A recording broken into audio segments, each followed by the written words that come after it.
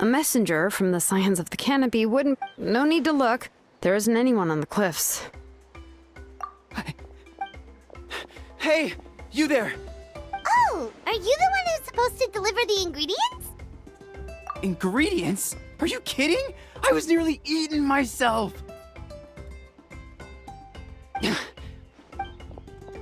Shilonen, whoa, she's already gone up to fight the monsters? Let's go help her out!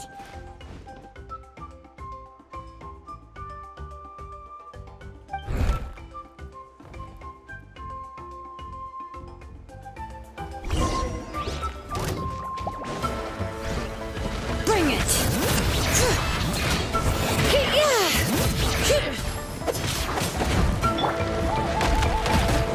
Cut to the chase! Don't blink!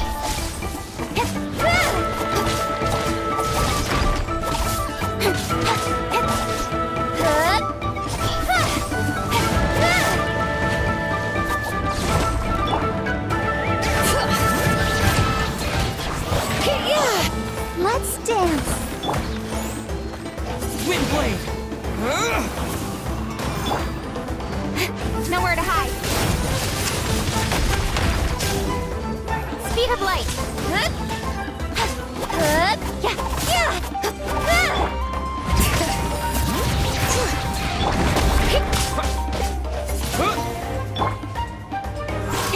Don't blink. Cut to the chase. Hey!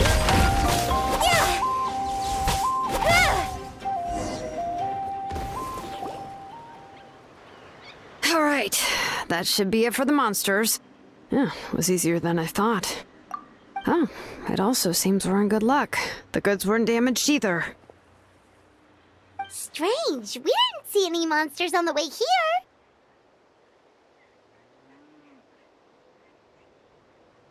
Yeah, right. I use this road to deliver goods all the time, and I've never been attacked like this before. It's the main road in and out of the tribe, so people often come here to clear out any monsters. This area is usually very safe. I don't know what happened, but it seems like all the monsters around here have gone berserk. Even the docile Tepetlosaurs are in a frenzy. Tlisoli doesn't even forge ancient names anymore, so why can't she just move back to the tribe? If she comes back, Nachko will even be able to find some playmates. She's so young and hasn't even...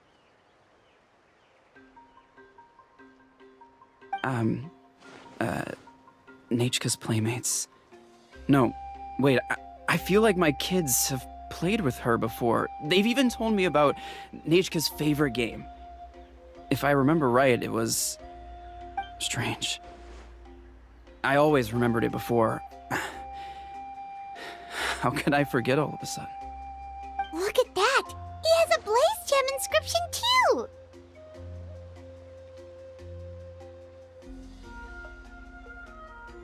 You should go back to the tribe. It seems like you had quite the scare today. We'll take the ingredients back for you. I'll carry these bags, and you two can carry the rest. Huh? Oh, sure. Paimon can take care of these grapefruit that fell out of the bag. If you say so. Thank you so much.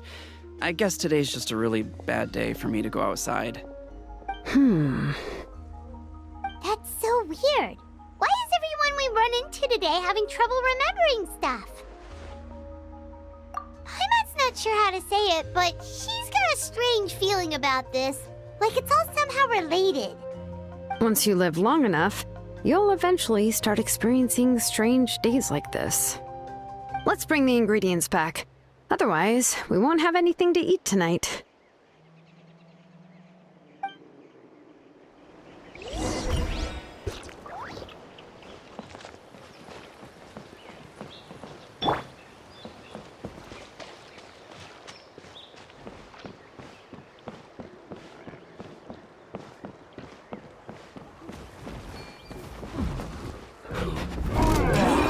Let's do this then!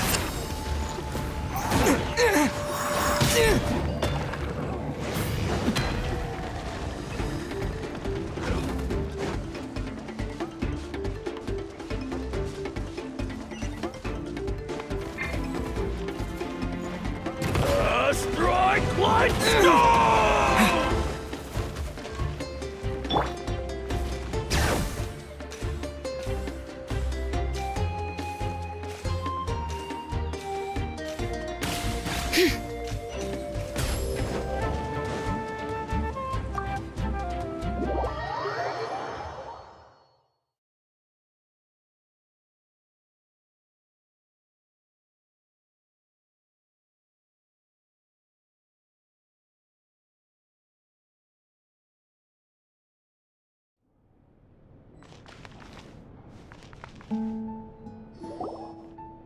Ah, you're finally back.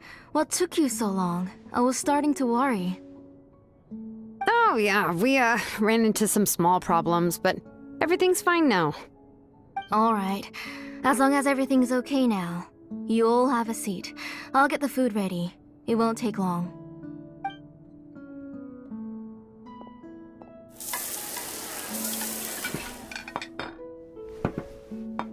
Whoa, there's so much tasty food! You're amazing, Tlasoli!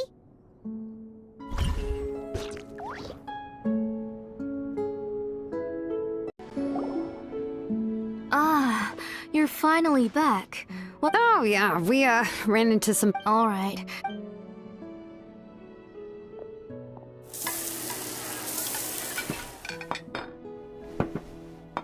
Whoa, there's so... They were all pretty simple dishes to make. Don't be shy. Dig in, everyone. But Paimon can't reach that dish! Could you give Paimon some? Come on, come on! Ooh, yeah. Can I get another serving, please? You're done already? Do you even chew when you're eating? Of course! Didn't I say that I chew up the fish bones? I'll have just one more fish and leave the rest for Nachka. It's okay. Just go ahead and eat all you'd like. Nachka can't eat these dishes anyway. Her body is too weak to digest these kinds of things. I'll just make some broth for her. Oh no, but Paimon thought she'd already recovered from her illness. Injuries caused by the abyss cannot be undone.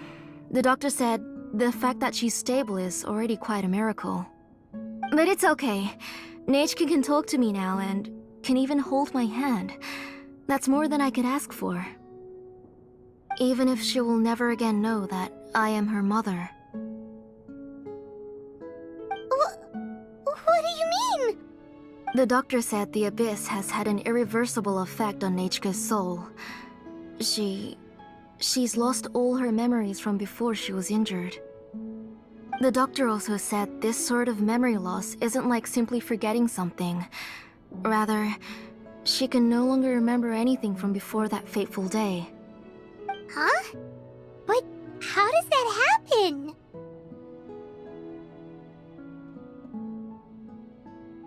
You know about the woven scrolls that the Masters of the Night Wind use to record things, right? Well, generally speaking, forgetting things is like when the woven scrolls would gradually start to fade. As long as you repaint and weave the threads again, the faded memories will come back to life. But the case of Nachka's memory loss is as if her woven scroll had been cut in two, and the portion of the past was burnt to ashes. The books she loved to read, the flowers she took joy to grow, and the time she spent in this house were all cut off by the abyss, and can never be retrieved again. As one example of that, Nachka now only sees me as a strange, unfamiliar auntie who claims to be her mother. She's a good kid, and doesn't want to upset this lady who's been taking care of her so much, so she still calls me Mom. But I've always had a feeling that she's constantly wondering about things like, where is her real mother? Why is she stuck here in this house? Was she abandoned?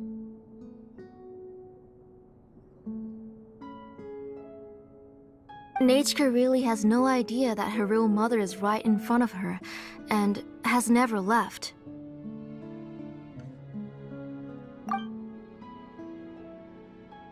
So you plan on recreating Nechka's woven scroll all by yourself? What do you mean? Or should I say, you've already started reweaving that scroll long ago?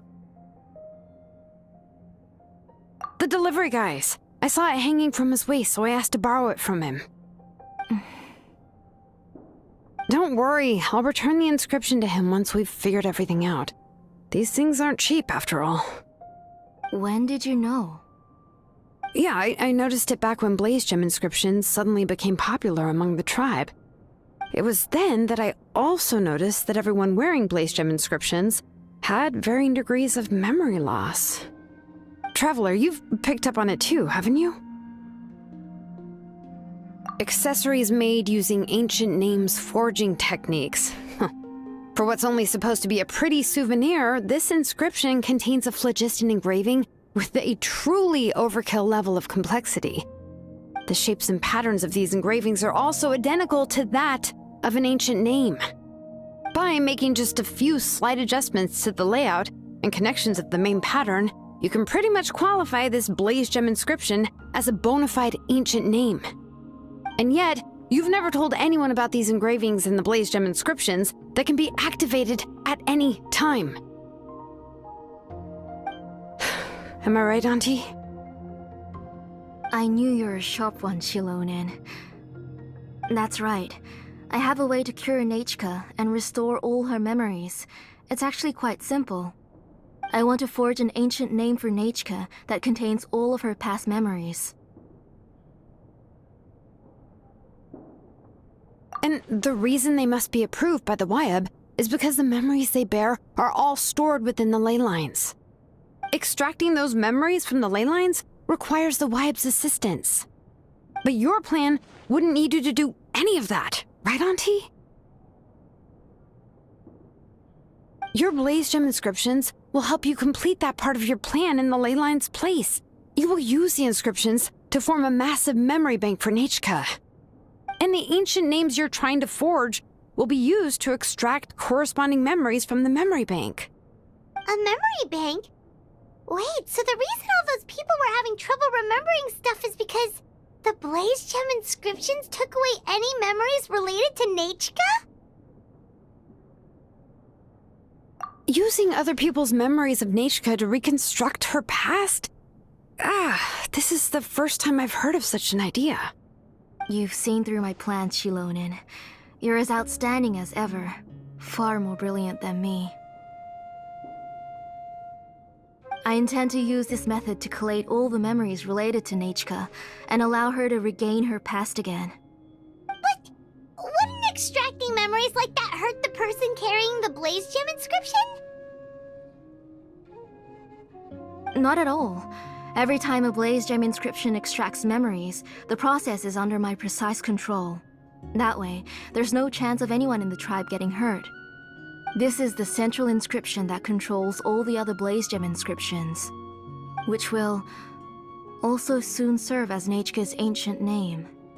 You made all of this yourself, Tlasoli? Yes, it was lots and lots of work. It was truly exhausting. Or perhaps I've just grown old. You saw it yourself. I nearly fainted just from being in the sun. I could collapse tomorrow, or even in the next few moments, but Nechka's ancient name is still far from completion. I've solved the issue of storing memories, but I still don't know how to connect Nechka up to this central inscription. I've thought you just modify your own ancient name. I considered it, but this matter doesn't have anything to do with my ancient name. It's of no help to me, and I don't need its help now. You know the price to pay for making something like this. Yes, I do. But as long as I can get my Nechka back, I'm willing to do whatever it takes. Otherwise, Nechka won't have any chance of reclaiming her past once I'm dead and gone. She won't remember me, and she won't even remember why her name is Nechka. When that time comes, she'll be left to drift around the world all alone, unknowing of where she came from or where she should go. She is my daughter, the one to whom I gave the Nechka name. Whether it be as her mother or as a name engraver, I can't simply stand by and let her name disappear. Shilonin!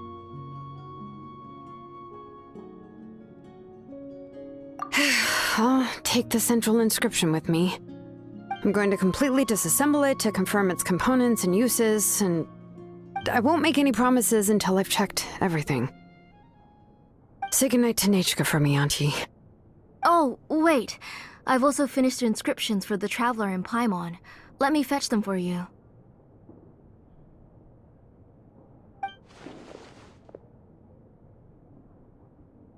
I'm sorry it took me so long to finish them. Hold on, Auntie. The Traveler and Paimon have never met Nechka before, so you can't draw any memories from them. That wasn't my intention. They're just ordinary gifts. Please, take them.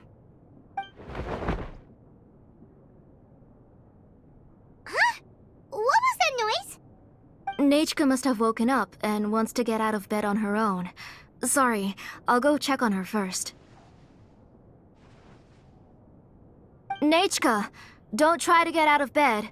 Just tell Mom if you need anything. You go ahead and take care of Nechka, Auntie. Let's go, Traveler and Paimon. There are a few things I want to tell you.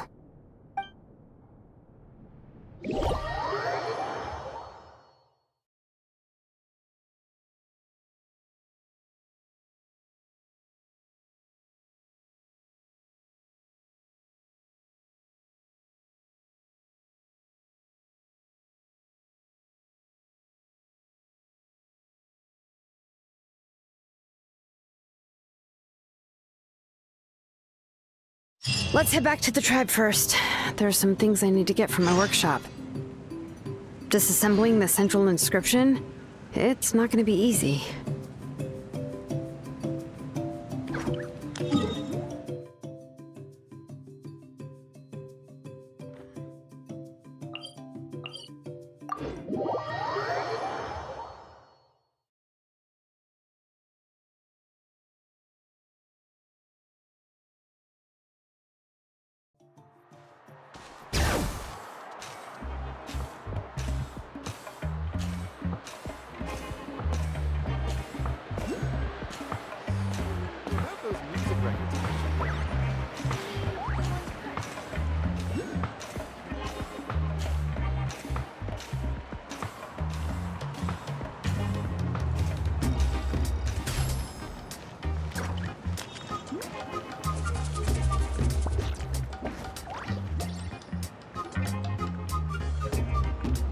You two can wait outside for a moment. I just need to go in and grab something.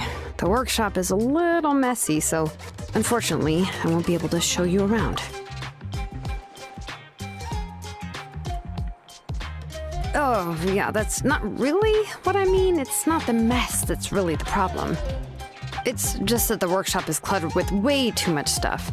Books, files, and even ancient texts I got from the Masters of the Nightwind.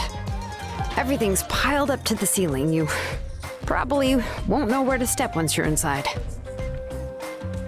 Kachina suffered quite an unfortunate series of events the last time she went inside.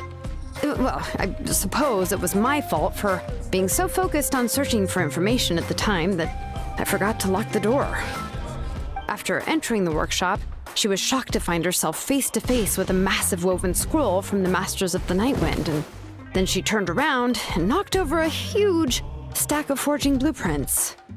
She tried to step out of the way, but tripped on a poster tube that was behind her, and then boom!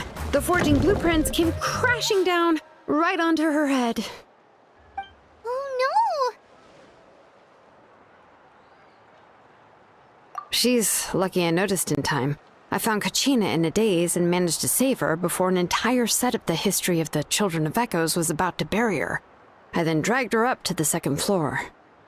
Ever since then, Kachina always waits outside the door and doesn't dare take a step in whenever she comes to see me. Yeah, you're an artisan and craftswoman after all. We thought there would be weapons and armor hanging all over the place.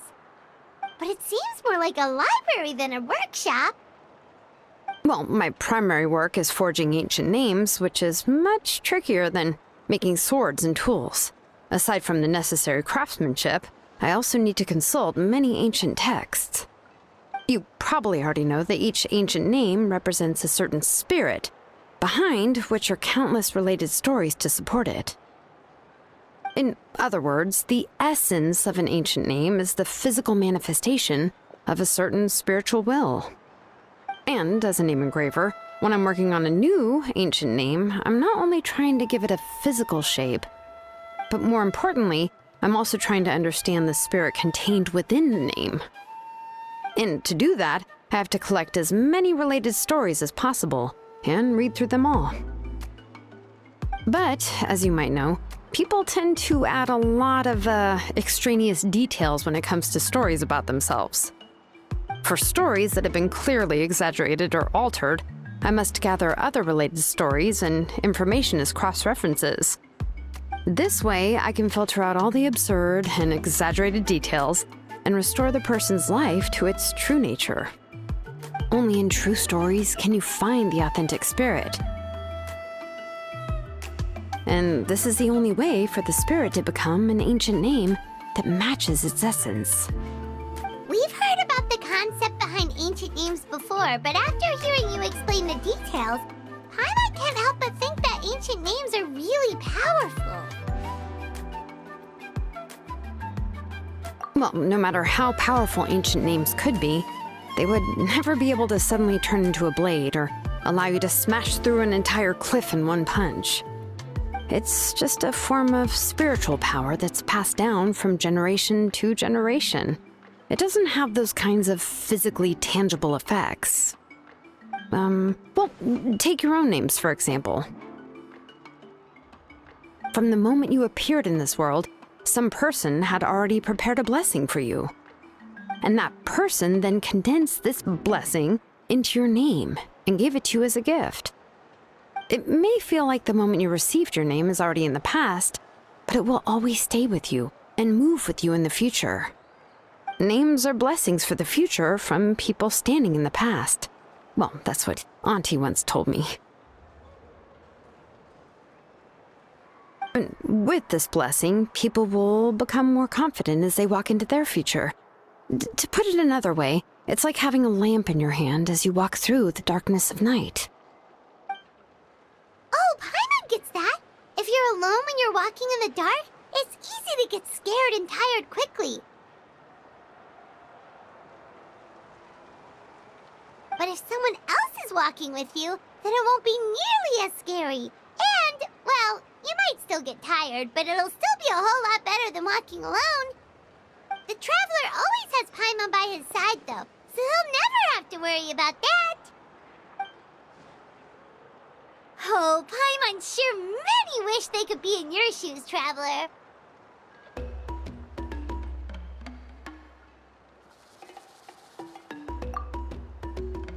Paimon's always flying! Of course it gets tiring! But we're getting off topic. We can talk about that later.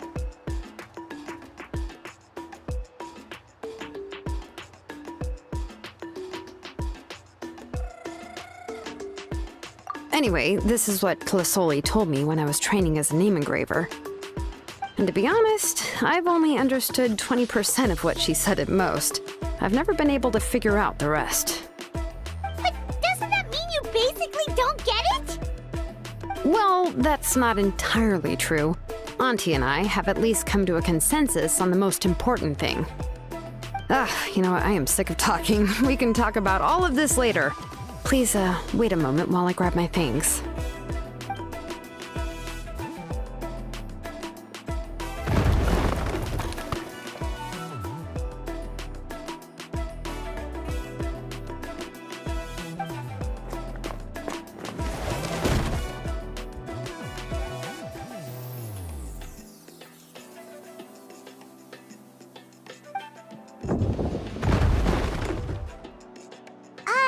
Did you hear a whole section of something collapse in there just now?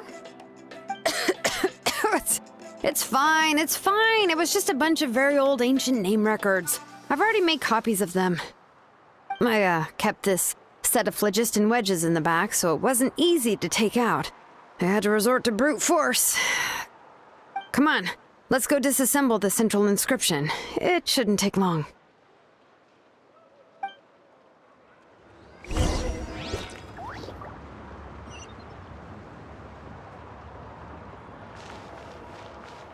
Bring it!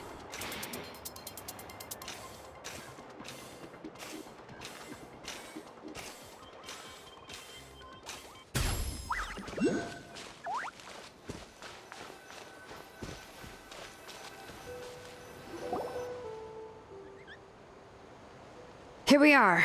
This is the place. This cliff is pretty high. What are we going to do here? Are we going to climb to the very top and then throw this inscription down the cliff? I'm going to use phlogiston to make an engraving circle on the cliff wall. That will allow me to investigate the internals of the central inscription. Now let me see if this thing can even turn on. I was still an apprentice last time I used it.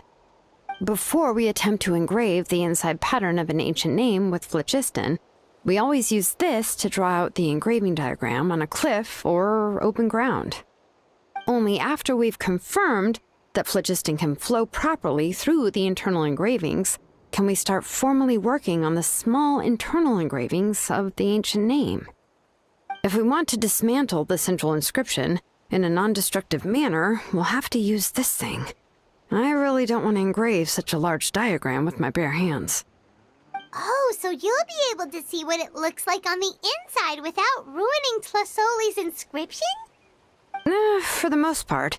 If it were just an ordinary unfinished ancient name piece, I'd just take it apart and pour phlogiston into the internal engravings to see everything.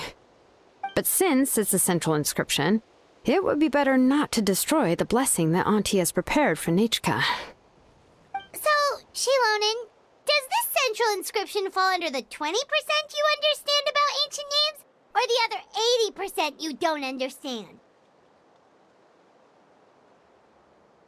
Oh, don't worry. As I said, Auntie and I share an understanding of the most important principle, which is names are intrinsically valuable. Only by having names can things be sorted and categorized. They allow the world to become more orderly and identifiable. For example, when I order ore, I would usually say I need volcanic crystals of about 35% purity and no more than 3% of impurities.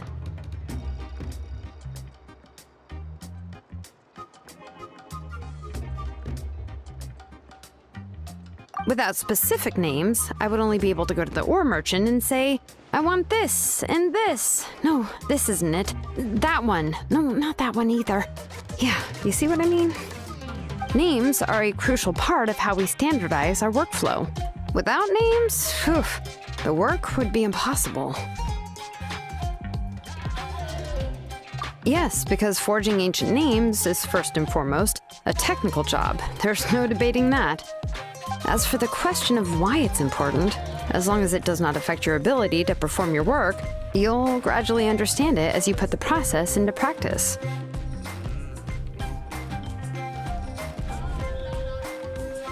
After all, creating an ancient name is quite the complicated process.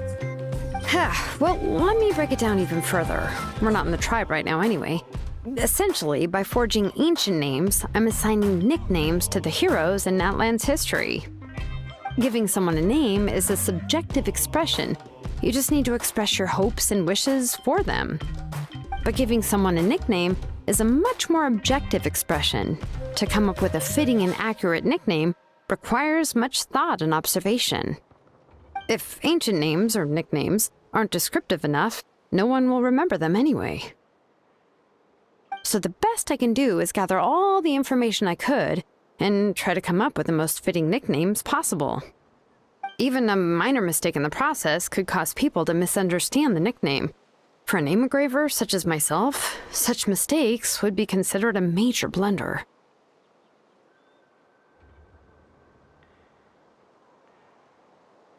Paimon isn't trying to come up with a nickname for Shilonen. Besides, all of Everyone's nicknames have been very descriptive. Everyone can remember them. Phew. Now I'm curious. Why don't you, come up with one for me?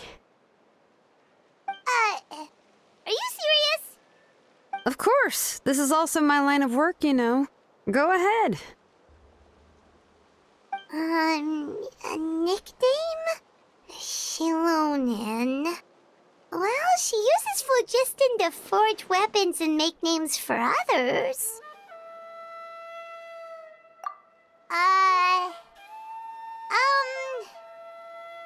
Smith? Yeah, not bad, and quite fitting too. I'll remember it. But, you should keep observing my work, Paimon. Maybe you'll come up with an even better nickname. Right, okay, time to make like a smith and start smithing. Watch closely.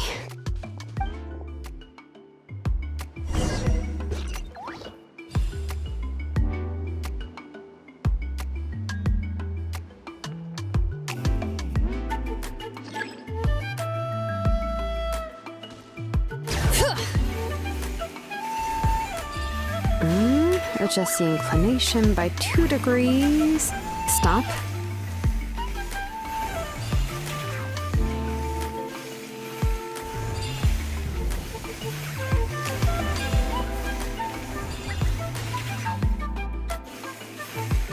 The error margin is within an acceptable amount, but I'll extend the inscription link a little more just to be safe.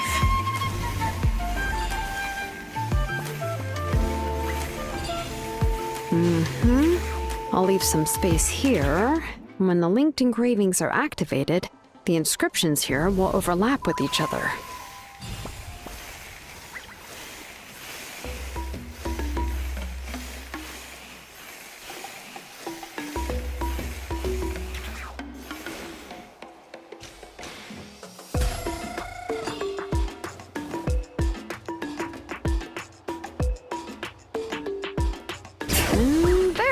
That should complete the flow.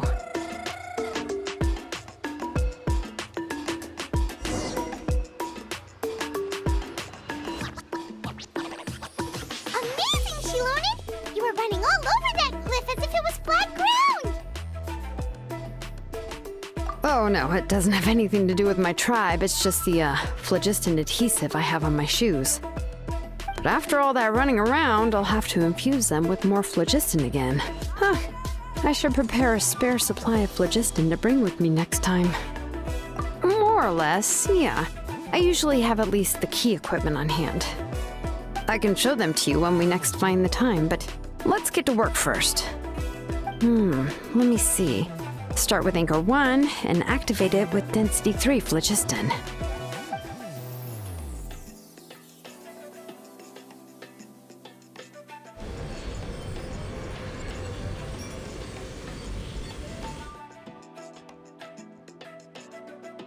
Whoa!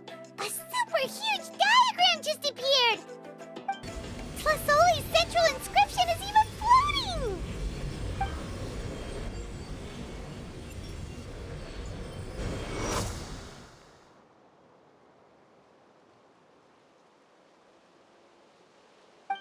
So are you done checking the inscription, Shilonen? How does it look? I didn't find any anomalies in the phlogiston engraving. All the adjustments are indeed based on ancient name engraving techniques. That means we can help Tlasoli and Nechka now, right? Well, probably, but I have good news and bad news. Oh, but I'm also just going to go ahead and share both, so it's not like you'll have a choice in the matter. Paimon will cover her ears after the good news. Well, even if you cover your ears, the issue will still continue to exist. But, you know, before we get to that, I want to ask the Traveler a question. What are your thoughts on absorbing memories?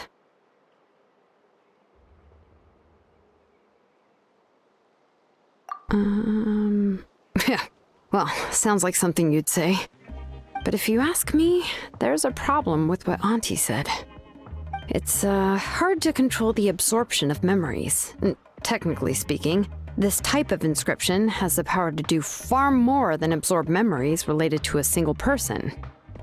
By herself, Auntie can't handle that level and scope of work, but if she has accomplices, it is completely possible for her to use this inscription to accomplish far bigger things. Accomplices?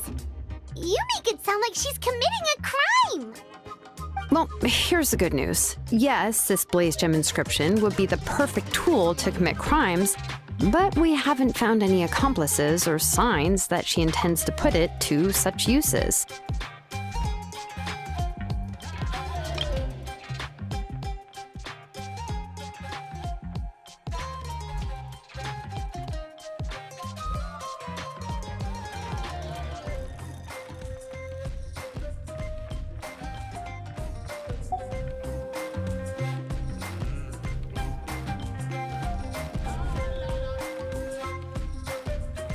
From a purely objective standpoint, we can consider that possibility as yet to be confirmed for now. The bad news is, there's still an underlying problem with this blaze gem inscription that cannot be ignored. I believe I've mentioned this before. Ancient names operate with the help of the Wyab, granting them the power to read information kept in the ley lines. In this process, the Wyab actually function like relays, helping the ancient name-bearer sense the information from within the ley lines. If you remove the Wyab from the process and don't use any tools, then finding a specific story is akin to trying to scoop up a specific grain of sand from a rushing river.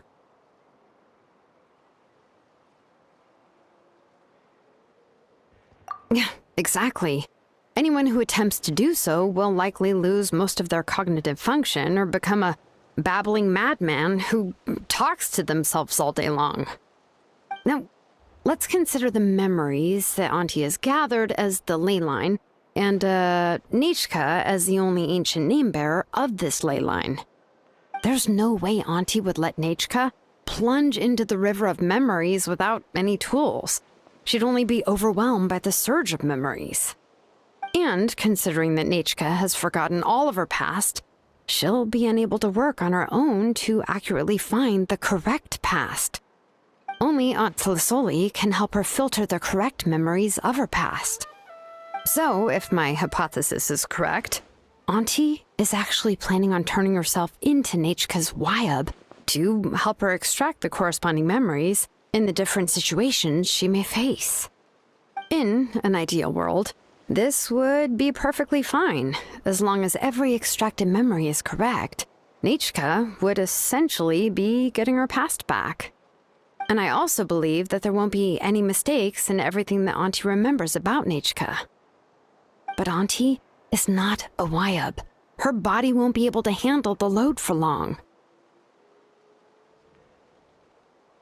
But how can we solve this problem? No matter how we try, Tlisoli will... Names are blessings for the future from people standing in the past. I've also made up my mind. Come on, let's go see Auntie.